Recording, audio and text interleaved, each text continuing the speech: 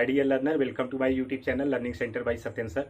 आज का जो हम अपना टॉपिक कवर करने जा रहे हैं वो जीएसटीआईएन नंबर पे कवर करने जा रहे हैं। तो देखिए, इस टॉपिक के अंतर्गत हम चर्चा करें इससे पहले हम ये जान लेते हैं कि इस टॉपिक में हम क्या क्या पढ़ेंगे। अब जैसे देखिए, सबसे पहले हम इसके मीनिंग के बारे में डिस्कस करेंगे, फिर नीड के बारे में डिस्कस करेंगे, फिर इसके स्ट्रक्चर के बारे में डिस्कस करेंगे। तो बेसिकली बिना ज़्यादा टाइम गवाए हम आते हैं मीनिंग के बारे में। जैसा कि हम पिछले वीडियो में डिस्कस कर चुके हैं जीएसटी में कि कोई सप्लायर अगर जीएसटी पेड करने के लिए एलिजिबल है। अब जैसे एलिजिबिलिटी क्या होती है, कैसे होती है, ये हमने अभी आपको पिछले वीडियो में ही बता दिया है, जो कि आपको आई कार्ड बटन पे या तो वीडियो के एंड पे या तो हमारे चैनल पे जाकर आपको मिल जाएगा, आप उसको देख सकते हैं। तो उसमें था कि जो सप्लायर जैसे जिनका टर्नओवर 40 लाख से ऊपर है या तो कुछ स्पेशल केसेस होते हैं, इस पर अभी हम आगे वीडियो बनाने वाले हैं। अलग अलग कैटेगरी होते हैं, 20 लाख भी, 40 लाख भी। तो चूंकि हम उसको यहाँ पे डिस्कस नहीं करेंगे, मीन्स यहाँ पे ओवरऑल अगर सप्लायर एलिजिबल है जीएसटी पेड करने के लिए तो कई सारे सप्लायर हैं और सारे सप्लायर को आइडेंटिफाई करना होगा, क्योंकि किसने कितना डील किया, कितना ट्रांजैक्शन हुआ, उसी के हिसाब से उसकी जीएसटी लायबिलिटी बनती है। तो ऐसे केस में क्या होता है कि आपका ये जो सप्लायर का जीएसटी लायबिलिटी बन रहा है वो कितना है, कैसे है, सबका अलग अलग एक असेसमेंट तैयार करना होता है। तो सबको अलग अलग आइडेंटिफाई करने के लिए जो एक नंबर अलॉट किया जाता है गुड्स एंड सर्विसेज टैक्स के अंतर्गत, उसको बोला जाता है GSTIN. GSTIN, goods and services tax identification number. देखिए, पूरा नाम हमने ऊपर लिखा है, goods and services tax identification number. Short में इसको बोलते हैं जीएसटीआईएन नंबर। अब देखिए यहाँ पे हम क्या जीएसटीआईएन नंबर के लिए हमने क्या बताया, एक तरह का आइडेंटिफिकेशन नंबर है। जैसे कंपनी को आइडेंटिफाई करने के लिए सीआईएन नंबर होता है, कंपनी आइडेंटिफिकेशन नंबर। हमारे और आपके पहचान के लिए भी आधार कार्ड होता है, जैसे एक दूसरे की पहचान मिल सकती है, उसमें फोटो लगा होता है सबका अलग से। और आधार कार्ड जो होता है जानते होंगे कि 12 डिजिट है, ये एक पैटर्न फॉलो करता है कि नहीं। सेम उसी तरीके से आपका ये क्या है, जीएसटीआईएन नंबर भी है, लेकिन ये किसी पर्सन को आइडेंटिफाई करने के लिए नहीं दिया जाता, ना ही किसी कंपनी को। ये सप्लायर को आइडेंटिफाई करने के लिए दिया जाता है। मीन्स अब ये सप्लायर जो हो सकता है, कोई इंडिविजुअल भी हो सकता है, कोई फर्म भी हो सकता है और कोई कंपनी भी हो सकती, कोई भी हो सकता है। लेकिन अगर ये सप्लाई कर रहे हैं, चाहे गुड्स का कर रहे हैं चाहे सर्विसेज का कर रहे हैं, तो इनकी एक पहचान होनी चाहिए ना अलग से, कि कौन कितना सप्लाई कर रहा है, कौन कितना बेच रहा है। तो उसके लिए ये जो जीएसटी काउंसिल होती है उस पर प्रॉपर कंट्रोल बनाने के लिए एक नंबर अलॉट करती है, जिसको बोला जाता है जीएसटीआईएन नंबर। ये जीएसटी आने से पहले भी ऐसे नंबर अलॉट किए जाते थे। जैसे वैट सिस्टम में, जो वैट सिस्टम था ना, अर्लियर टैक्स वैट सिस्टम, क्या इसको हमने earlier tax before GST era वाले वीडियो में हमने इसको समझाया है, आपको डिस्क्रिप्शन में ये वीडियो में मिल जाएगा। तो ये वैट पेड करने के लिए एक सिस्टम चल रहा था 3 नंबर। सेम यही 3 नंबर के कॉन्सेप्ट पे ही जीएसटीआईएन नंबर लाया गया। जैसे होता था ना ट्रांजैक्शन आइडेंटिफिकेशन नंबर, उसी को रिप्लेस कर दिया गया goods and services tax identification number. अब यहाँ पे देखिए क्या है, ध्यान दीजिएगा, इसमें जो 3 में टी था, टी का मतलब यहाँ पे ट्रांजेक्शन था।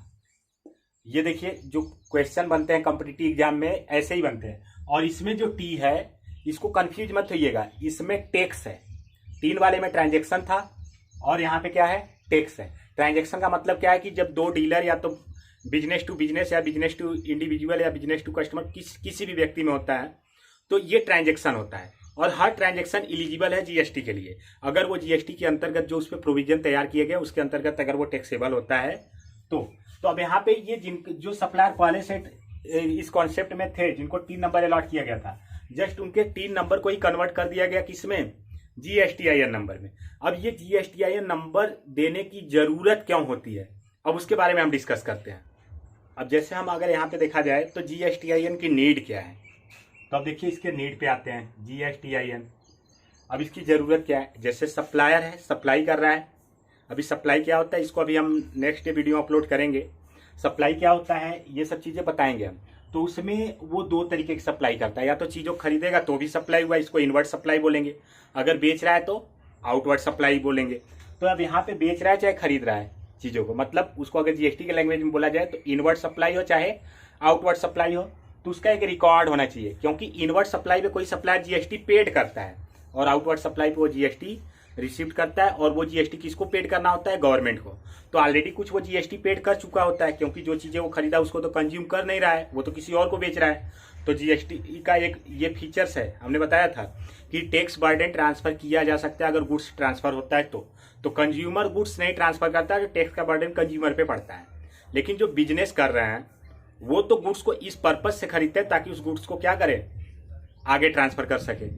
तो अब यहाँ पे देखिए क्या है कि जब गुड्स को आगे ट्रांसफर करेंगे तो ये आउटवर्ड सप्लाई होगा, मीन्स बेच रहे हैं, अगर वो खरीद रहे हैं तो वो क्या होता है, इनवर्ड सप्लाई। किसी भी सप्लायर को अलग अलग ये नंबर दिया जाता है ताकि आप सप्लायर को पहचान सके, इसकी पहले एक आवश्यकता है। और सप्लायर को रिटर्न्स जो फाइल करना होता है उसमें आसानी होता है, और बिना जीएसटी नंबर के कोई भी सप्लायर टैक्स नहीं पेड कर सकता। अगर वो जीएसटी के लिए एलिजिबल है तो उसको ये कराना कंपलसरी होता है, ऐसा नहीं कि उसको वॉलेंटरी मन करे तो कराए ना कराए। अगर उसको जीएसटी पेड करना है, जीएसटी में जो प्रोविजंस तैयार किए गए हैं उस प्रोविजन के अंतर्गत कोई भी सप्लायर जीएसटी पेड करने के लिए एलिजिबल है, लाइबल है, तो वो क्या करना होगा, उसको रजिस्ट्रेशन कराना ही होगा। अब देखिए हम ये जानते हैं ये जो जीएसटी नंबर है इसकी आवश्यकता तो हमको पता चल गया, इसकी स्ट्रक्चर कैसे तैयार की जाती है तो उसके स्ट्रक्चर के बारे में हम डिस्कस कर लेते हैं, इसके डिजिट वाइज। क्यों, अगर हम जीएसटी स्ट्रक्चर को देखें तो सबसे पहला इसमें क्वेश्चन बनता है कि जीएसटी स्ट्रक्चर को कितने पार्ट में डिवाइड किया गया है। तो आप यहाँ पे देख लीजिए कितने पार्ट में है। एक पार्ट ये हो गया, 2 पार्ट, 3, 4, 5, मतलब 5 पार्ट में डिवाइड किया गया। ध्यान दीजिएगा, जीएसटी स्ट्रक्चर को 5 पार्ट में डिवाइड किया गया। पहला आपको ये ध्यान रखना है कॉम्पिटिटिव एग्जाम के लिए। उसके आगे अगर वो 5 पार्ट क्या क्या है उसको जानना है। शुरू के जो पार्ट में है उसको 2 डिजिट में किया गया है। देखिए शुरू वाला 2 डिजिट में है, उसके बाद वाला 10 डिजिट में है, उसके बाद वाला एक एक डिजिट में है।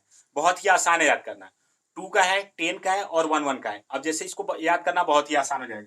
ये जो शुरू में 2 डिजिट रहेगा ना, वो जो इंडिया में जितने स्टेट और यूनियन टेरिटरी उनको एक कोड अलॉट किया गया है।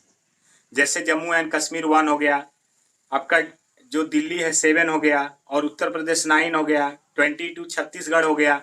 ऐसे सारे स्टेट का कोड है, और ये जो हमारे यहाँ सारे स्टेट है वैसे सारे स्टेट का कोड है। तो अब ये जो कोड है वो मैक्सिमम 2 डिजिट का हो सकता है। तो अगर जैसे देखिए कोई है जिसका मान लीजिए कि हम जैसे उत्तर प्रदेश की बात मान रहे हैं कि 9 है, तो ये शुरू का 2 डिजिट जितने भी उत्तर प्रदेश में सारे सप्लायर जो कि उत्तर प्रदेश में उनका प्लेस अगर है, रजिस्ट्रेशन होता है, तो अब यहाँ पे 0 और 9 हो जाएगा। क्लियर है कि नहीं। अब जैसे छत्तीसगढ़ में 22 है तो यहाँ पे 22 हो जाएगा। मीन्स हम ये मान सकते हैं कि शुरू के 2 डिजिट क्या होंगे, आपके स्टेट कोड होंगे। अगर स्टेट कोड 1 डिजिट में है तो शुरू में 0 लगेगा, उसके बाद 1 2 3 4 ऐसे जो भी है वो 9। अगर 2 डिजिट में है तो दोनों डिजिट को इसमें लिख देना है। क्लियर है कि नहीं। ये शुरू का 2 डिजिट क्या है, स्टेट कोड। उसके बाद का ये जो 10 डिजिट जाता है, ये 10 डिजिट में जो सप्लायर होता है उसके पैन कार्ड का नंबर इसमें होता है। मतलब कि मान लीजिए कि रमेश, श्याम, मोहन कोई भी है, चाहे हम हो सप्लायर चाहे आप हो, अगर कहीं रजिस्ट्रेशन कराने जाते हैं तो शुरू के 2 डिजिट में तो आपको क्लियर नहीं है, क्लियर हो जाना चाहिए कि जिस स्टेट में कराएंगे वही हमको मिलेगा।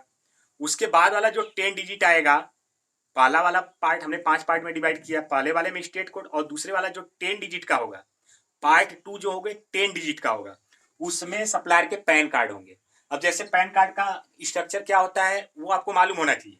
जैसे मान लीजिए कि पैन कार्ड नंबर हम एक यहाँ पे लिख देते हैं,